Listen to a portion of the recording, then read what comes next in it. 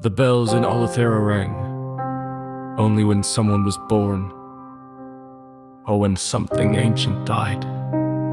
They rang the night the sea turned black.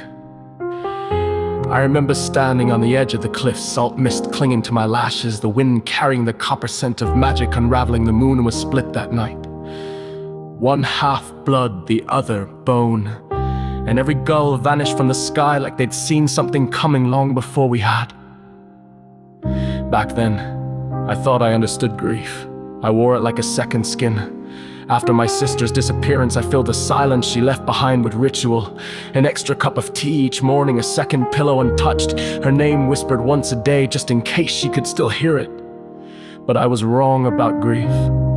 Grief doesn't live in the empty spaces.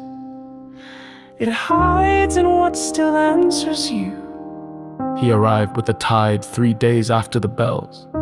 Not on a boat, not through any gate, but simply stepped onto the sand like the world had stitched him in behind my back.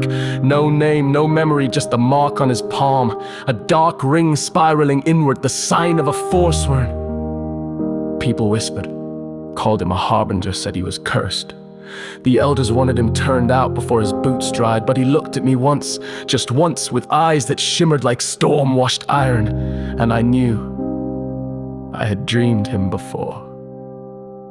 He stayed in the tidekeeper's hut near the breakwater, never left the shore. Spoke only when And needed. every night I'd walk to the dunes and sit just close enough to feel the heat of him in the air, and we'd exist there together in the hush between questions. I called him Ash. He never corrected me. There was a sadness in him that felt too big for one life, like his soul was stitched from loss that didn't belong to him. Sometimes I'd catch him tracing the edge of the ocean with his thumb, murmuring names I didn't know. One night, I asked if he believed in reincarnation. I think some souls get it wrong the first time, he said, and the gods let them try again, and if they fail, he didn't answer. Over the weeks, magic began fraying at the edges of Olythera. Books bled ink, wells turned to glass, time folded in on itself, and still, I stayed near him. One night, as the moon blinked out entirely and the stars flared too bright, he looked at me with something hollow blooming behind his gaze. "You have to leave." I refused. He stepped closer, took my hands. I remember now. His voice cracked, barely a breath. I destroyed this city before. Silence fell like ash. 1,000 years ago, I was the blade bearer of Terran. They sent me to end the rebellion of the Western Seers, but I loved one of them.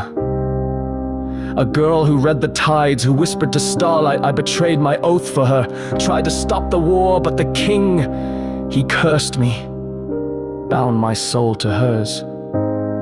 Said we'd find each other in every life, and every time if we touched, Olythera would fall. I stepped back, 'cause I knew now. I had dreamed of him because I had been her. The girl by the sea, the starlight whisperer. My sister hadn't disappeared.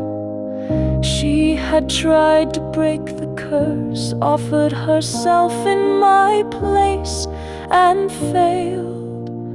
The magic that had kept me tethered to her, that let me feel the ache of her absence.